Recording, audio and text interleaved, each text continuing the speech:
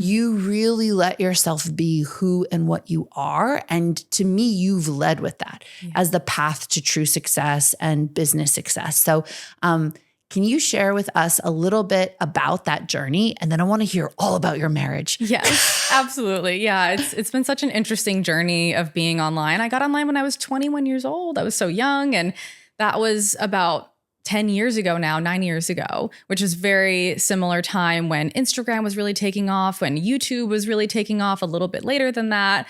And we've only had social media for 2 decades. It's been a very short period of time. So I got online when I was really into fitness. I was in college, I was in nursing school, and that was the one thing that I was super excited about because I just found this passion and excitement for it. And there weren't a lot of people in my hometown that were really interested in it. So social media was a great outlet for that, finding community, finding connection. And I moved from Rhode Island to Los Angeles. I started doing bodybuilding competitions, and I just really took off in the YouTube and Instagram world right when everything was kicking off in that space. And it was magic and incredible and so cool. And I got brand deals. And I'm this 20-something-year-old person who was now in front of hundreds of thousands of people sharing very personal vlogs of my life, of my anxiety, of my boyfriend, of my friends, of my travels, of my ups and downs with dieting. And it was so much exposure.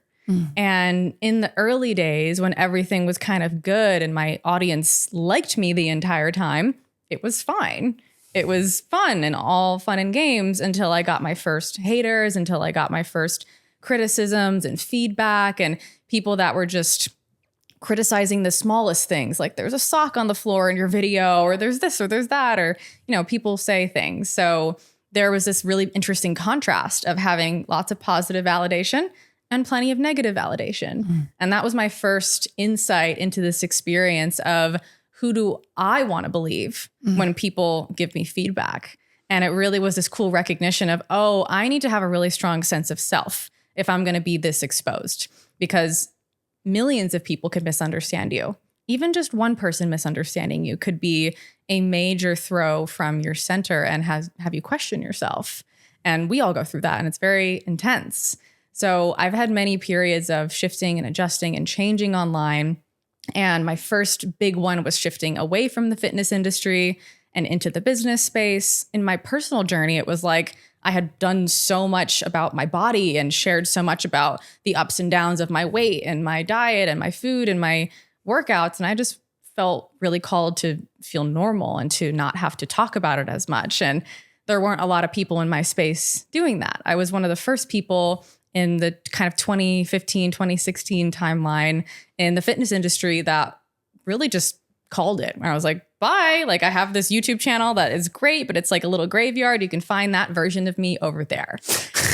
And I love it. Rest in peace. Rest in peace. Sometimes I show people and I'm like, look at this cute version of me. She's adorable. And she was just living her life and figuring it out and figuring out who she was. And every stage of that version of me was authentic and honest. And I could have very easily had to pause and like implode on myself almost if I let the opinions of other people decide what my fate was going to be, what my path was going to be. So I went on this journey of figuring out like, okay, I really feel called to do this next thing, but so many people are criticizing that or judging that, but how do I own it? How do I just own it fully without overcompensating? There was definitely a little overcompensating happening because there was this thing that got activated of like, now I need to prove myself and I have to be successful at business and I have to show myself and show other people that I'm not this person they think I am. So we go through so many different journeys of that in real life, but especially if you're an online content creator where you are just living your life, growing as a person, especially if you're doing inner work or you're navigating different growth-based experiences and you have a really good growth mindset in your life, then you're going to shift and evolve and change. And that is really beautiful. But there's this really interesting thing that happens when you're a brand, when your personhood becomes a brand, and then you have to either figure out how do I kind of be the face of my brand and continue on the path that I already have where I have products, I have assets, I have a team that's running these products and assets in this brand, or do I tear some of that down, pivot, readjust, and focus on my personal growth journey and figuring out what's most true to me, what's most authentic to me, what's most aligned for me.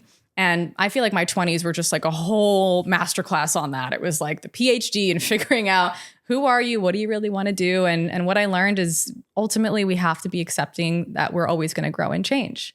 Change is such a constant. And I love what you're saying from the perspective of anyone listening, because you and I can talk about what it means to reinvent yourself and be online. What it means to reinvent yourself with the pressure of making payroll, right? What it means to reinvent yourself when everyone on Instagram's got a fucking opinion, right? And we can also talk about the enhanced pressure of putting yourself out there when people are going to comment, when people have opinions, when people have projections. And yet every person listening knows what it feels like to be afraid of reinventing yourself, even in your own life. Yeah. Because what's your family going to say? You know, what's your partner going to say, or the people you're dating? What's your friend group going to say, right? What we're talking about is a bigger picture, sometimes with a little bit of added pressure, but everybody knows that feeling of like, if I lose weight or gain weight, what are people going to say? If I get way sexier, right? Or like have a baby and disappear for a year, like what's everyone going to say? You know, what if I get divorced? What are people going to say? What if I change jobs? What are people going to say? And I know that so many people are thinking of, you know, when they put themselves online and, you know, if I own myself, what am I going to, like, what are people going to say? And so I love that we get to talk in these like details, these nitty gritty details, because that choice, every single one of us faces that every single day.